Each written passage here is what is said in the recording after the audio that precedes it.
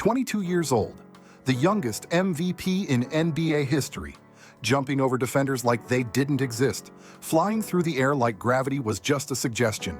And then, one landing, one moment, one knee. Everything changed. April 28th, 2012, Game 1 of the playoffs.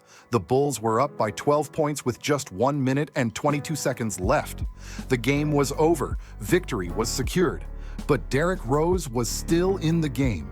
He drove to the basket one more time, planted his left foot, and his knee just gave out. No contact, no defender, just gone.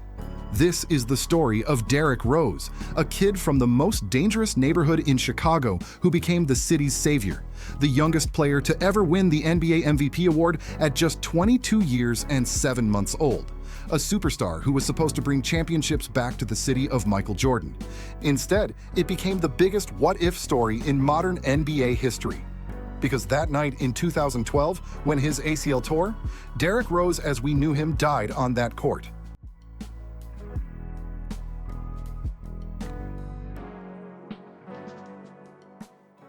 To understand Derrick Rose, you need to understand where he came from.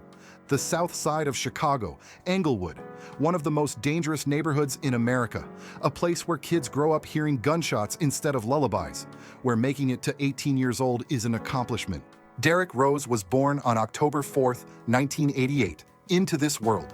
He grew up in a 5-bedroom house with his single mother, Brenda, and 3 older brothers. But that house, it had 13 people living in it at one point. Aunts, uncles, cousins, everyone crammed together, trying to survive. His 2 older brothers were drug dealers. That's just what you did in Englewood if you wanted money. But Derrick? He had a different drug of choice: basketball.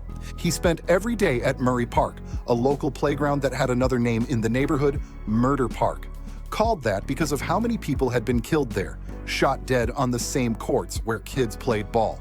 But Derrick Rose was protected, not by the police, by the gangs. See, even the gang members knew Rose was special. From the time he was a kid, everyone could see it. This kid was going to make it out. He was going to be somebody. "I was the best kid in my neighborhood at a young age," Rose said. "My whole life I was always the one everyone was talking about. I've never really wanted the attention, but it has always been there." The attention came because of what he could do on a basketball court, things that shouldn't have been possible. By the time Derrick Rose was a junior at Simeon Career Academy, he wasn't just good, he was legendary. In the 2006 Illinois State Championship game, with the score tied and seconds remaining, Rose drove to the basket and hit a game-winning jumper at the buzzer. The crowd exploded. Chicago had a new hero.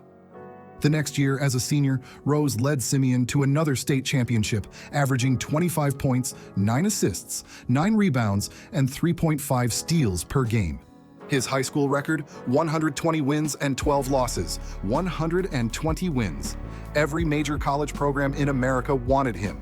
But Rose chose the University of Memphis because of coach John Calipari, and because he knew it would prepare him for his real goal, the NBA. That had been his dream since he was 12 years old. At Memphis, Rose was unstoppable. The Tigers started the season with 26 consecutive wins and finished 33-1, ranked number 1 in the country. Rose led Memphis to the Final Four, where they demolished UCLA by 20 points. In the national championship game against Kansas, Memphis had a 9-point lead with 2 minutes left. They lost in overtime, but Rose had done enough. His talent was undeniable. His winning pedigree was unmatched, 92% winning percentage between high school and college. The NBA was calling. The 2008 NBA draft. The Chicago Bulls had only a 1.7% chance of landing the number 1 pick. They had the 9th best odds in the lottery, but somehow, miraculously, the basketball gods smiled on Chicago. The number 1 pick in the 2008 NBA draft will be made by the Chicago Bulls. The city erupted. They were getting their hometown hero. The kid from Englewood was coming home to save the franchise that Michael Jordan built. There was debate about whether Rose or Michael Beasley was the better prospect, but Chicago didn't hesitate. With the first pick in the 2008 NBA draft, the Chicago Bulls select Derrick Rose from the University of Memphis. From day one, Rose showed he belonged. The pressure of being the number 1 pick? It meant nothing to him. He came out fearless, attacking the basket with a speed and explosiveness that nobody could match. No point guard in the league could stay in front of him. When he got even an inch of space, Derrick would explode to the rim for a thunderous dunk. And even when the lane was packed with defenders, he'd somehow contort his body in midair over them, around them, sometimes under them, and finish through impossible contact. When we used to play in the park, there were no fouls, Rose explained. That's why I shoot the crazy shots I do. Because I knew I was going to get fouled, but I still got to make the shot. He averaged 16.8 points, 6.3 assists, and 3.9 rebounds as a rookie, leading a mediocre Bulls team to the playoffs and winning Rookie of the Year almost unanimously. And in Game 1 of the playoffs against the Boston Celtics, the reigning champions with their Big Three, Rose dropped 36 points. 36 points in his playoff debut. That tied Kareem Abdul-Jabbar's record for most points by a rookie in their first playoff game. The Celtics won the series in 7 games and went on to win the championship. But Rose had announced himself. He wasn't afraid of anybody. Year by year, Rose got better. In his second season, he made his first All-Star team, averaging 21 points and 6 assists. But it was his third season, 2010-11, when everything came together. The Bulls hired Tom Thibodeau as head coach, a defensive mastermind with a hard-nosed mentality that matched Rose's personality perfectly.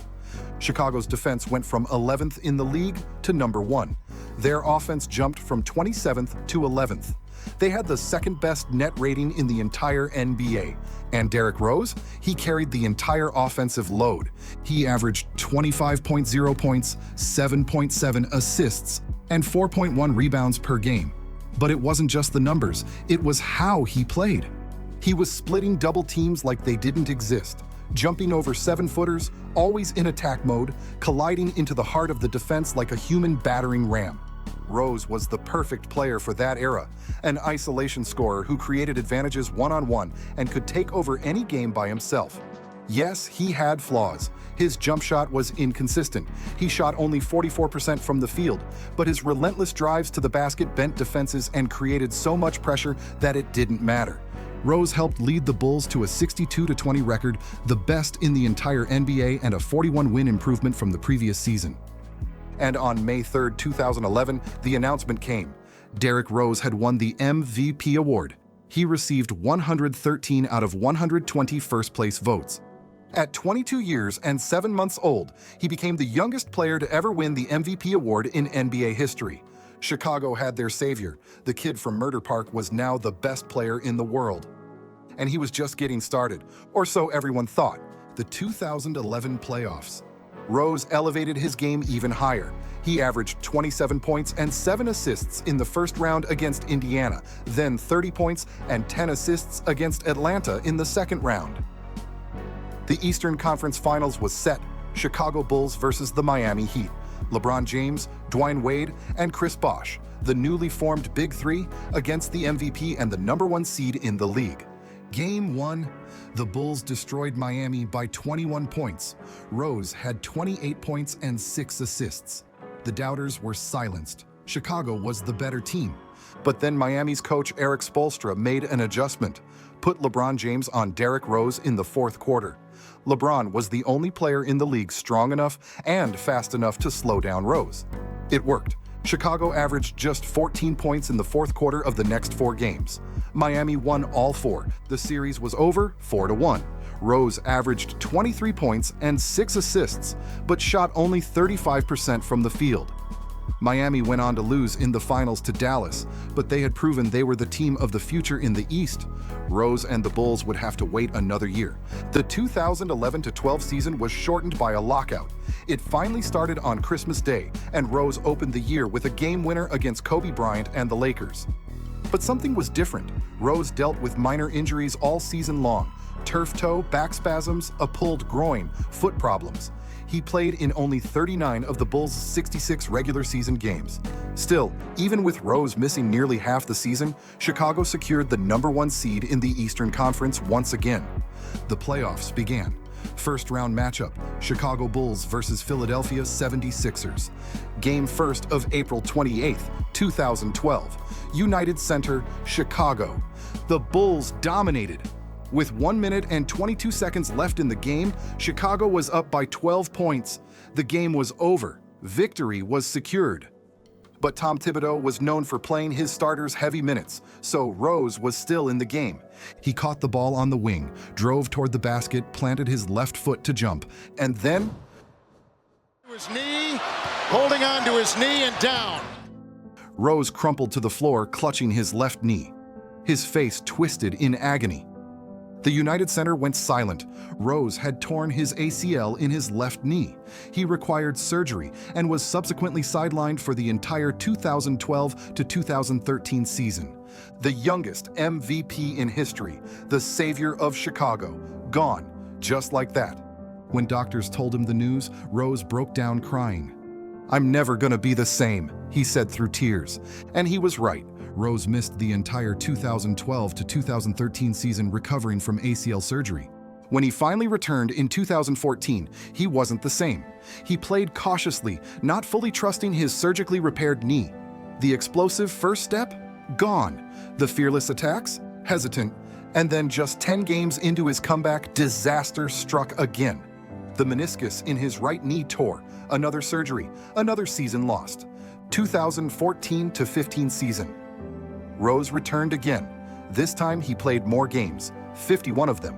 But he was a shadow of his former self. He averaged just 17.7 points on 40% shooting.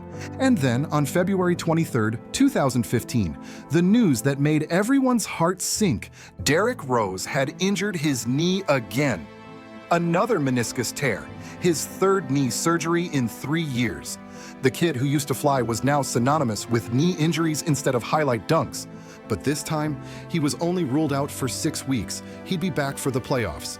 And when he returned, there were flashes, brief, beautiful flashes of the old D-Rose. In the 2015 playoffs against Cleveland, with the game tied at 96 and 3 seconds left, Rose hit a game-winning three-pointer over LeBron James. For one moment, it felt like he was back. In Game 4, he scored 31 points. The old Rose, the MVP, was in the building. But Cleveland won the series 4-2. LeBron hit his own buzzer beater in Game 4 to cancel out Rose's heroics. And just like that, the hope faded again. The 2015-16 season, Rose was finally healthy, appearing in 66 games. He had moments of brilliance. A fourth-quarter takeover against Oklahoma City, 30 points in Madison Square Garden. But those great games were few and far between. He averaged just 16.4 points and 4.7 assists on 42% shooting. The Bulls finished 42-40 and missed the playoffs. And then came the shock. In June 2016, the Chicago Bulls traded Derrick Rose to the New York Knicks, their hometown hero, the youngest MVP, the kid from Englewood who was supposed to bring championships back to Chicago. Gone. Everything plays out in this business or in my life, period. It was the end of an era, the end of a dream. With the Knicks, Rose had a decent season, 18 points per game on 47% shooting. But in his contract year, just when things seemed to be looking up, he tore his meniscus again. Fourth knee surgery in 6 years. Rather than getting a new max contract, Rose was forced to sign a minimum deal with the Cleveland Cavaliers. He played just 16 games with Cleveland before stepping away from the team, seriously contemplating retirement. "I'm not trying to be a distraction," Rose said. "I'm here to be professional about any situation I get put into and to own up to it and be a man about it." Reports came out that Rose was unsure about his future in the NBA. At 29 years old, it looked like Derrick Rose's career was over. But Derrick Rose was a fighter. He was still that kid from Murder Park who refused to quit. The #1 pick? The MVP. After being waived by Cleveland and Utah, Rose signed with the Minnesota Timberwolves in 2018, reuniting with his old coach Tom Thibodeau. And on October 31st, 2018, just 6 months after he considered retiring, Derrick Rose had arguably the greatest game of his entire career. Against the Utah Jazz, Rose erupted for a career-high 50 points on 19 for 31 shooting with 6 assists. He scored in every way imaginable: floaters, drives, mid-range jumpers. He even hit clutch free throws down the stretch. And with seconds remaining, Utah took one final shot. Rose blocked it to seal the victory. The crowd went insane. His teammates mobbed him. And after the game, Rose gave one of the most emotional interviews in NBA history. What does it mean to you, Derrick? Man, everything, man. I work my ass off, bro. We got a young group. My job is to come in, be the veteran, help guys out, and lead by example. You see me talking, it's the most I ever talked to my teammates in my whole career. So, it means a lot. The emotion in his voice, the tears. You could feel everything he'd been through, all the pain, all the surgeries, all the doubt, all the people who said he was done.